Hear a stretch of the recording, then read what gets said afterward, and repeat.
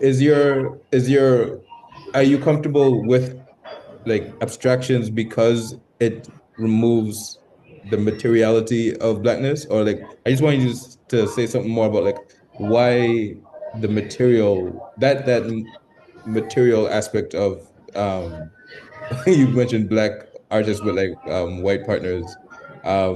They kind of do that a lot. And I wonder what you think they're doing with blackness that offends you, in their art at least. So I guess there's two parts. What is the word abstraction doing for me? And then two, what is this contradiction I see between these so-called pro-black artists and their politics and the optics of their personal relationships? Well, first, I'd say I want to be careful about the word abstraction because I actually think it's like a very like violent word. You know, when you abstract something, I think it's just like in the etymology of the word, there is like something being torn apart or some separation implied. And I think I'd rather embrace the word formalism or like a formal thinker, being a formal thinker, as opposed to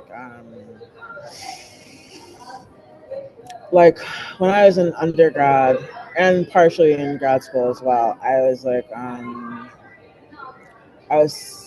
of obsessed with content, like the content of the piece and intentionality. And I think in art school, like critique spaces kind of function as this place where you like hone your ability and your language to speak about your work and kind of are able to create a discourse around your work through the act of speaking. I don't like critique, but that's how I understand it now. And I think I took it. I also like I don't know. I'm the girl that cried during critique, so I've like taken a lot of things personally. I've been very sensitive, whatsoever. Just trying to figure out. I mean, all in an effort to understand myself better. I guess is ultimately. Um, and I think I want to foreground formalism because I think it's impossible to consider content and concept without form. And I just think the two inform each other so much, and they're like, as far as my understanding of like black poetry and black writing and black art and all these different traditions, form and content, they are one. So and but I think if you, my problem, which I'm getting to the pro black artists, my problem is when you lead with content or content supersedes form. I think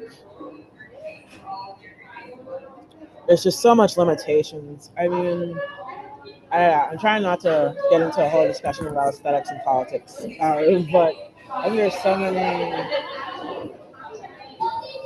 I think you ultimately have to consider your audience when you're making this work, right? You have to consider who you're making this work for. These sculptures or whatever by these pro black artists, I don't think they're going to like the Austin neighborhood in Chicago or something. Like, there's no institutionality attached to like what these black artists are doing. Besides like the Studio Museum in Harlem and like a couple of different initiatives, collectives, whatever. Um, there's no direct line between the people who are being spoken about and the people speaking. And I think there's also like class aspirations, right? Like a lot of people in the arts are very, very classed. And I don't know. It's a lot of people are very, very class, and they're not. They're like using like shiesties, or they're using like ski masks, or like Chief Keef stills, or maybe like even like watermelon, or like blackface, or the whole gamut. But it's like they're from. I mean, what I don't know. I guess my question would be for them is like, where did they get the right to depict people's stories that way? And that's like maybe that's my own personal contradiction, where I was like talking about my family, and I felt like, okay, like I'm class is so murky, but like, I didn't grow up predominantly in Chicago proper. I grew up in Chicagoland.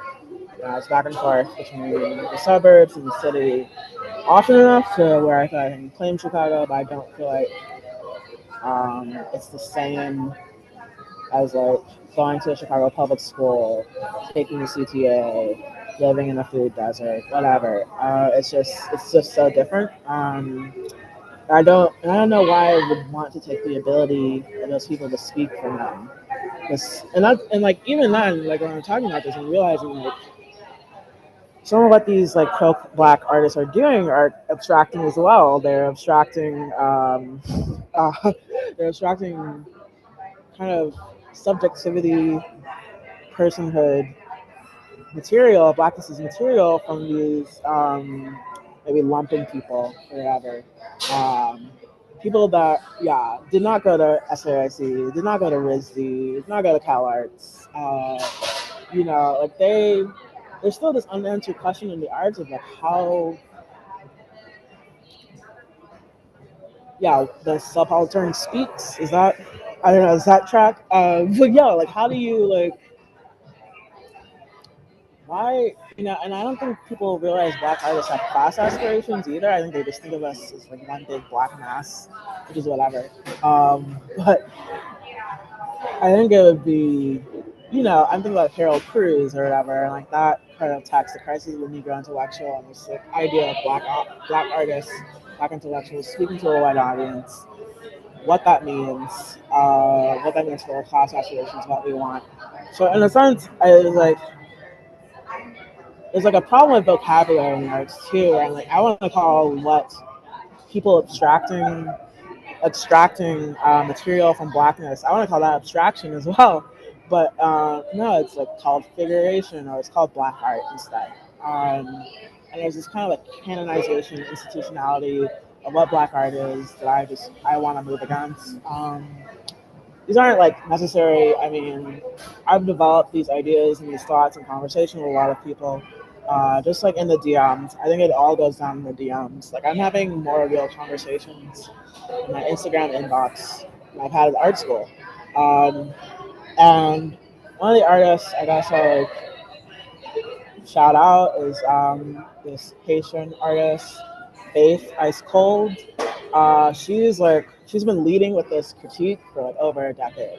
So it's like people with these art magazines and hyper allergic or whatever are just starting to catch on to like black figure paintings being so desired by white collectors is just starting to be a thing to them.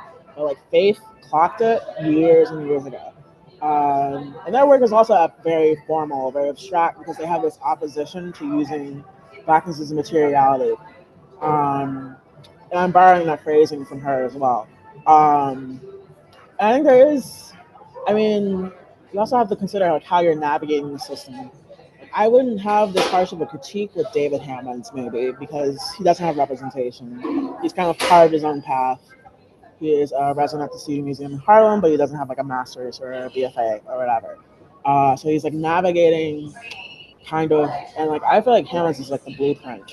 Um, there's like so much these like kind of motifs in black art that we take for granted. He like really fleshed out, like you know, um, I feel like a lot of black man artists are either David Hammond's knockoffs or Basquiat knockoffs in some form.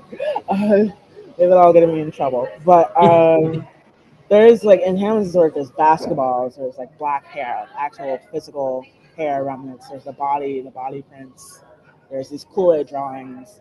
Um, and he's like selling them on his own terms. Like he doesn't